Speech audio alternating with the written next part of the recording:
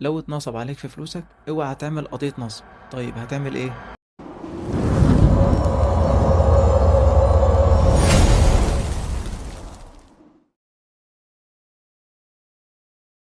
هوضح لك نقطة مهمة جدا وخطيرة محدش قالها لك قبل كده.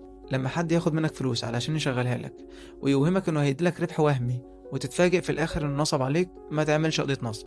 طيب هتعمل ايه؟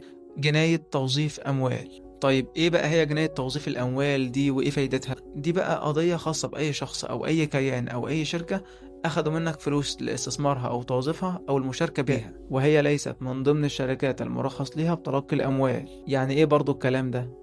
يعني أي حد أخد منك فلوس علشان يشغلها لك وهو مش شركة مرخص ليها بتلقي الأموال لاستثمارها، يبقى هو كده ارتكب جناية توظيف أموال.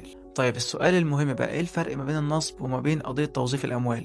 أولا قضية النصب تبقى جنحة، لكن جريمة توظيف الأموال تبقى جناية، وطبعا في فرق كبير جدا ما بينهم. ثانيا عقوبة جريمة النصب تبدأ من 24 ساعة وحتى 3 سنوات، لكن عقوبة جريمة توظيف الأموال بتوصل ل10 سنين سجن.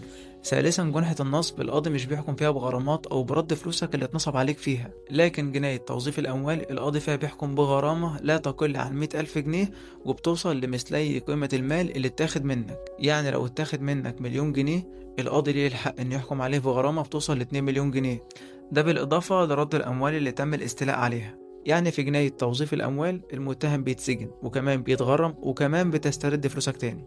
وطبعا مادة العقوبة في جنحة النصب هي المادة 336 عقوبات، ومادة العقوبة في جناية توظيف الأموال هي المادة 21 من القانون رقم 146 لسنة 1988 الخاص بنظام الشركات العاملة في مجال تلقي الأموال لاستثمارها.